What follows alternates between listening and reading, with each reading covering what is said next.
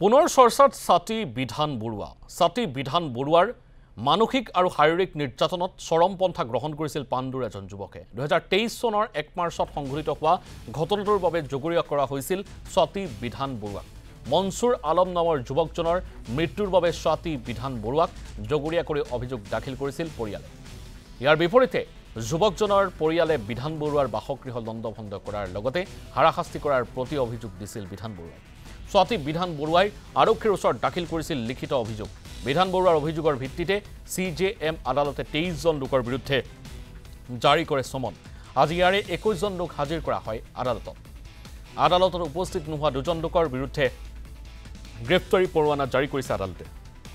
যুৱকজনৰ পৰিয়ালৰ অভিযোগ পুনৰবাৰ নস্যাৎ ছাতি বিধান বৰুৱাই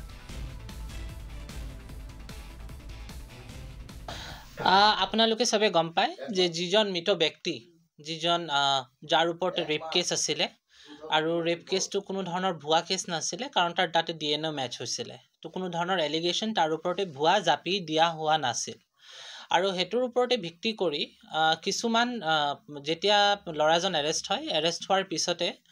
তাৰে পিছতে লৰাজন জেললৈ যায় জেললৈ যোৱাৰ পিছত 3 মাহ পিছত যেতিয়া গুৱাহাটী উচ্চ ন্যায়ালয়ে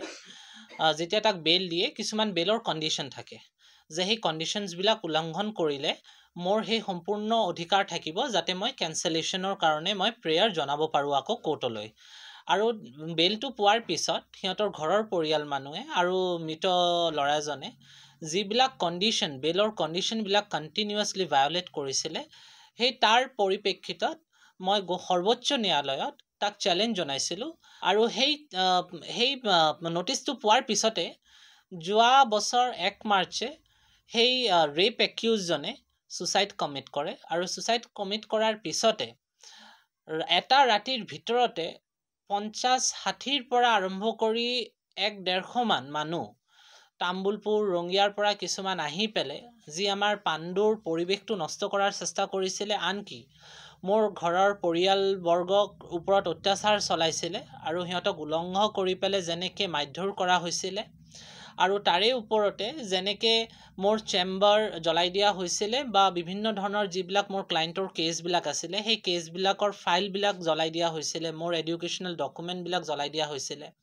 মোৰ ঘৰৰ আলমাৰি ভাঙি পেলে বিভিন্ন ধৰণৰ সোণৰ অলংকাৰবোৰ চুৰি কৰা হৈছিলে বা মোৰ যিবিলাক মোৰ চেম্বাৰৰ ডয়াৰত যিবিলাক ক্লায়েন্টৰ ফিজবোৰ থাকে সেই ফিজবিলাক লোৱা হৈছিল তো সেইবিলাক সম্পূৰ্ণৰূপে যি উদ্ভণ্ডালি আৰু যিমান অত্যাচাৰ হিয়তে কৰিছিল তাৰ পৰিপ্ৰেক্ষিতত আমি আমাৰ মাননীয় দণ্ডাধীশ আদালতত আমি এটা গোচৰ তৰিছিলো আৰু সেই গোচৰৰ ওপৰত ভিত্তি কৰি মাননীয় দণ্ডাধীশ ন্যায়ালয়ে হিয়তক সামন ইস্যু কৰিছিল আৰু 23 জন মানুহৰ ওপৰত হয়তো অহা পৰৱৰ্তী সময়ত আমি আৰু যিবিলাক নাম পাম সেই একিউজবোৰৰো আমি নাম কেটা দিম যিবিলাকে সংলগ্নভাৱে এই অত্যাচাৰখিনি চলাই গৈছিল সেই 1 মাৰ্চৰ দিনা আৰু তাৰে ওপৰতে ভিত্তি কৰি সমন পোৱাৰ পিছত আজি মাননীয় দণ্ডাধীশ ন্যায়ালয়ত 21 জনে হাজিৰ হয় হিয়তে নিজে ব্যক্তিগতভাৱে হাজিৰ নহয় হিয়তে নিজৰ অধিবক্তাক দি পেলে হিয়তে হাজিৰ হয়